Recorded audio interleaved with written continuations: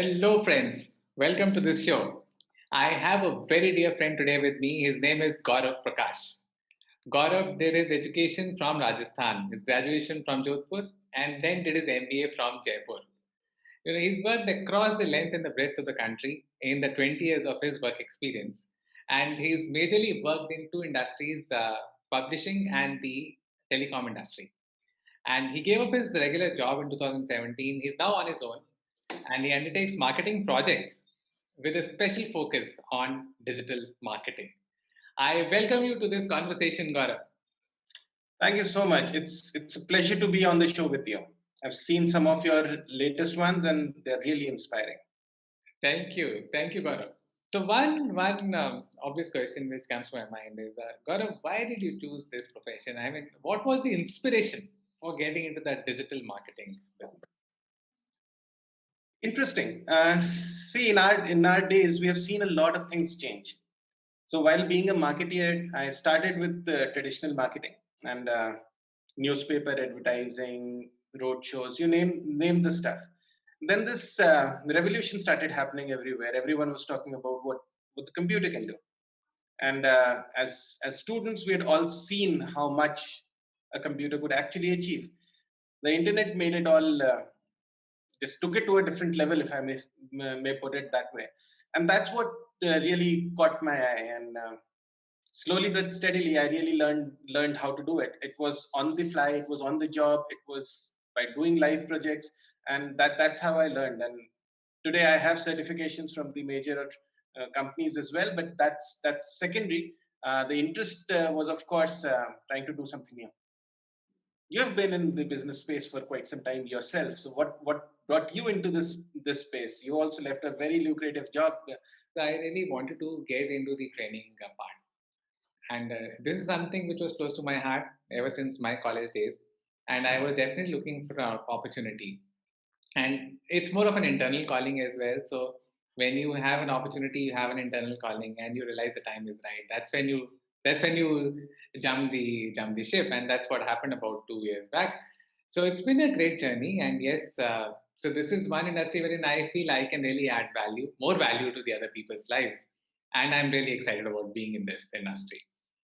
Wow, So, very, what very are nice. some interesting things have happened post Corona, right?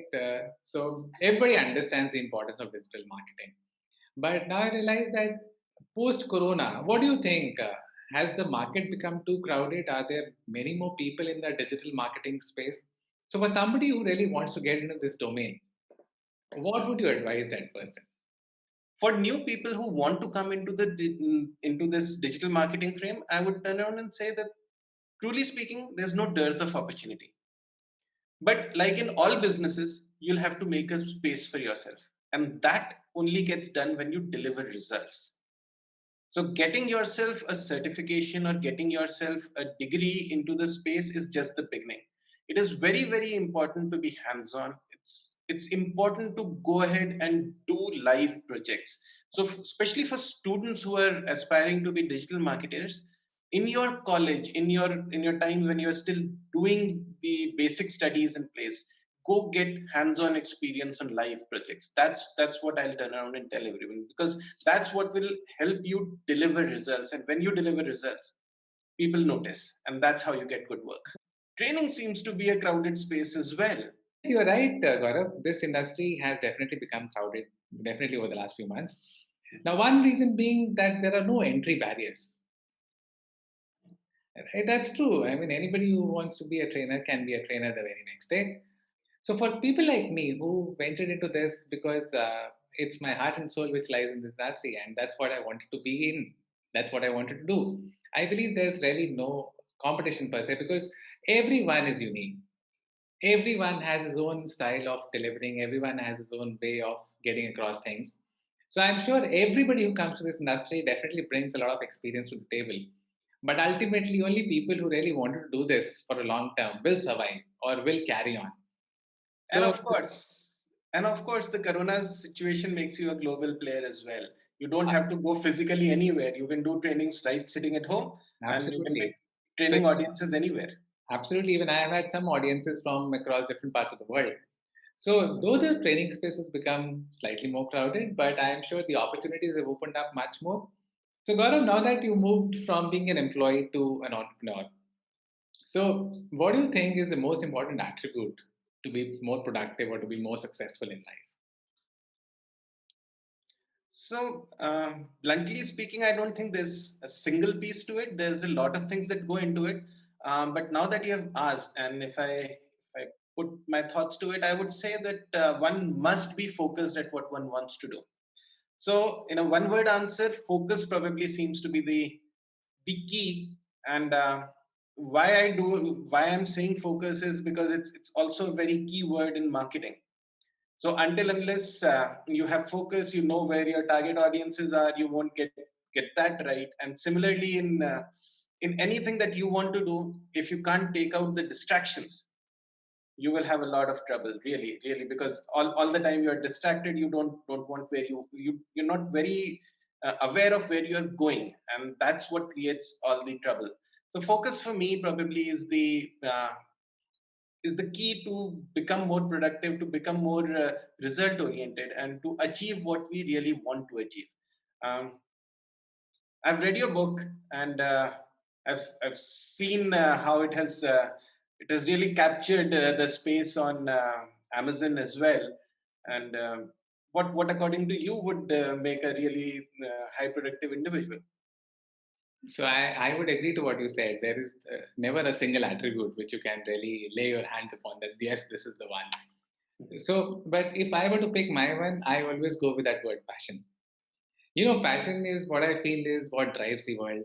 And now that we are going to be, so let's say now that we're entrepreneurs and we look at life not for the next 5 years, but possibly for the next 20, 30, 40 years. If one is really passionate about whatever work he's doing, only then would he be able to survive that long. True. So when you talk about, especially the new economy, the gig economy, or people also call it the passion economy. So people who really survive or stay on in the long run will be people who have really worked to their passion. So I attribute productivity and success a lot to this word passion. This is what I would say drives an individual. So Gaurav, we've had a great discussion.